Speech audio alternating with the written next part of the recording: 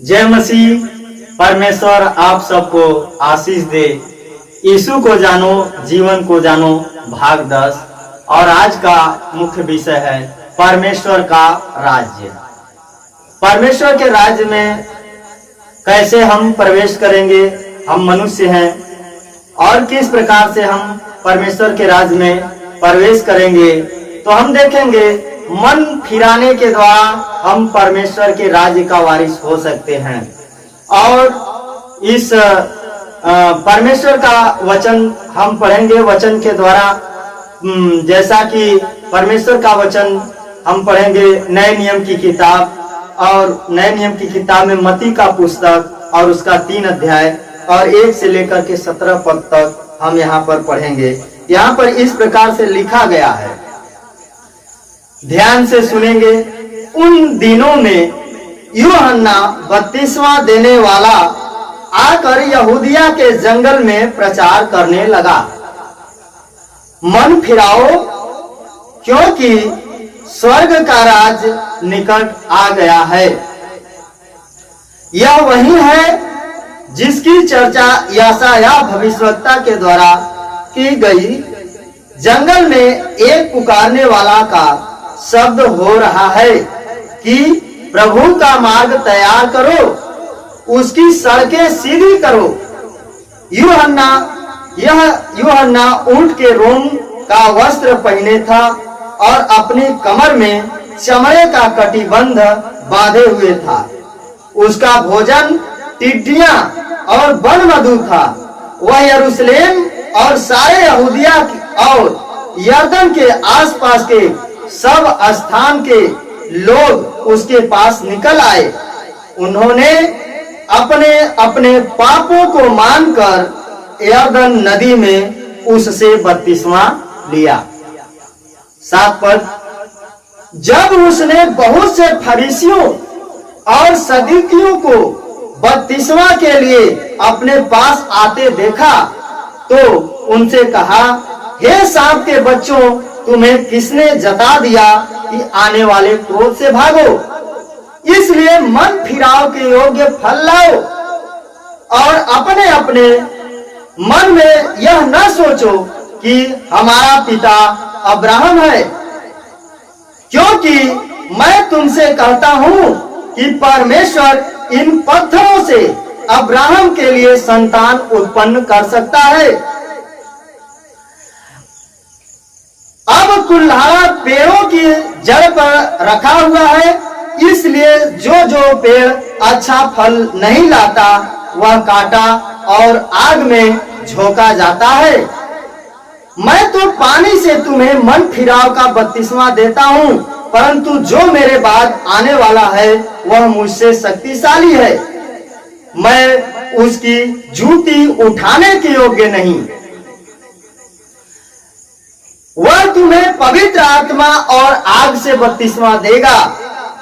उसका सूप उसके हाथ में है और वह अपना खलिहान अच्छी रीति से साफ करेगा और अपने गेहूं को तो खत्ते में इकट्ठा करेगा, परंतु भूसी को उस आग में जलाएगा जो बुझने का नहीं। उस समय यीशु गलील से यरदन के किनारे यूहन्ना के पास उससे बपतिस्मा लेने आया, परंतु यूहन्ना यह कहकर उसे रोकने लगा, मुझे तो तेरे हाथ से बपतिस्मा लेने की आवश्यकता है और तू मेरे पास आया है। यीशु ने उसको यह उत्तर दिया, अब तो ऐसा ही होने दे, क्योंकि हमें इसी रीति से सब धार्मिकता को पूरा करना उचित है। तब उसने उसकी बात मान ली और यीशु बपतिस्मा लेकर तुरंत पानी से ऊपर आया और उसके लिए आकाश खुल गया और उसने परमेश्वर के आत्मा को कबूतर के समान उतरते और अपने ऊपर आते देखा।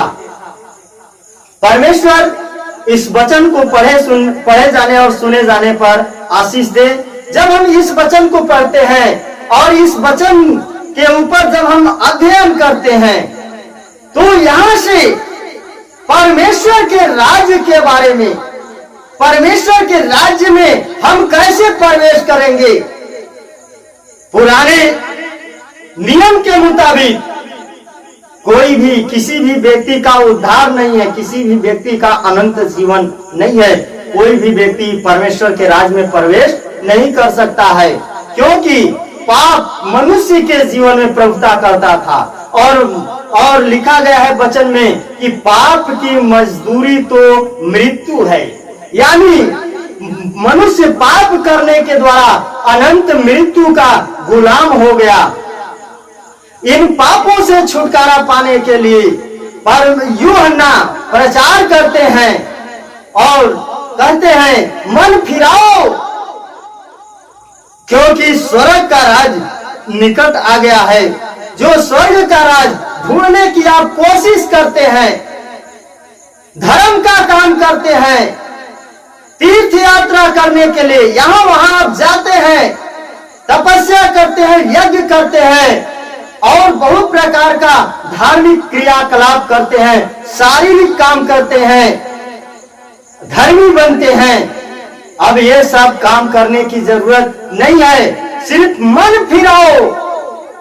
स्वर्ग का राज ढूंढने की जरूरत नहीं है, मन फिराओ, क्योंकि स्वर्ग का राज निकट आ गया है। अब स्वर्ग का राज ढूंढना नहीं है, क्योंकि स्वर्ग का राज अब हमारे पास आ पहुंचा है।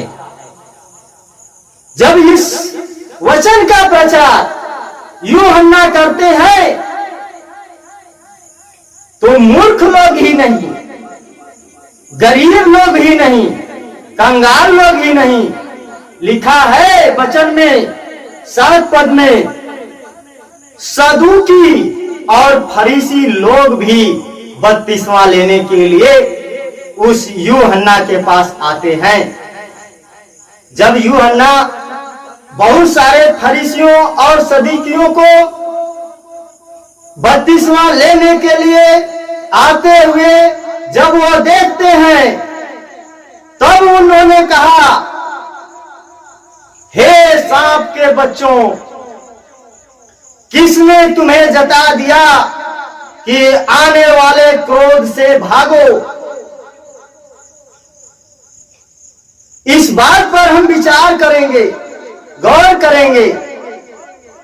यूहन्ना, बपतिस्मा देने वाले यूहन्ना, सदूकी और फरीसी लोग, शास्त्री फरीसी लोग, जो धर्म गुरु लोग थे, वे लोग मन फिराव का बपतिस्मा लेने के लिए यीशु मसीह के पास आते हैं। क्या वे सांप के बच्चे थे? आज आपको, हमको कोई यदि सांप का बच्चा कह दे, जो परमेश्वर को नहीं जानता है, उसको आप सांप का बच्चा कह दें, तो जरा सोचिए, विचार करिए कैसा लगेगा। लेकिन यूहन्ना कहते हैं, हे सांप के बच्चों, किसने तुम्हें जता दिया कि आने वाले क्रोध से भागो। प्यारे दोस्तों, उनको बुरा नहीं लगा, क्योंकि वे ज्ञानी लोग थे और जानते थे, समझते थे। हकीकत में सच्चाई ये है कि हम सांप के बच्चे हैं। किस प्रकार से सांप के बच्चे हैं, कैसे वो जानते हैं? क्योंकि सांप अदन की वाटिका में वह सांप आया, शैतान इब्लीस सांप का रूप धारण करके आया और वह बहका दिया। जब वह सांप अदन की वाटिका में आया और हव्वा को और आदम को बहका दिया, उसी समय से मनुष्य सांप की औलाद अर्थात शैतान की संतान बन गया। ये बात को शास्त्री फरीसी लोग जानते थे, इसलिए उनको बुरा नहीं लगा। यूहन्ना प्रचार करते हैं, कहते हैं कि जब तुम बपतिस्मा लेने के लिए आए हो तो मन फिराव के योग्य फल भी तुम्हें लाना होगा, क्योंकि अब देखो कुल्हाड़ा पेड़ की जड़ों पर रखा गया है, और जो पेड़ अच्छा फल नहीं लाएगा उसे काटा और आग में झोंक दिया जाएगा, और जो अच्छा फल लाएगा उसकी और सेवा टहल होगी। अर्थात जब हम मन फिराए हैं, परमेश्वर के पास आए हैं, तो हमें मन फिराव के योग्य फल भी लाना होगा। अर्थात परमेश्वर के वचन के मुताबिक हमें चलना भी होगा। जैसे हम वचन को सुनते हैं, मनन करते हैं, तो वचन के मुताबिक हमें चलने की जरूरत है। हमें रोज तैयार होने की जरूरत है। हमारे जीवन से बुरे कर्मों को रोज मारकर निकालना होगा। इसलिए मन फिराना होगा। उस धनी व्यक्ति के समान हमें हमारा जीवन में नहीं होना है। जैसे कि प्रभु यीशु मसीह ने उस धनी व्यक्ति से कहा कि अपना सारा संपत्ति बेचकर कंगालों में बांट दे, और वह बेचारा अपना सिर को झुकाया और वापस निराश होकर के चला गया। यदि ऐसा हमारा जीवन आज भी है तो हम परमेश्वर के राज्य के योग्य नहीं है। यूहन्ना प्रचार करते हैं, जब तुम मन फिराए हो तो मन फिराव के योग्य फल भी लाओ।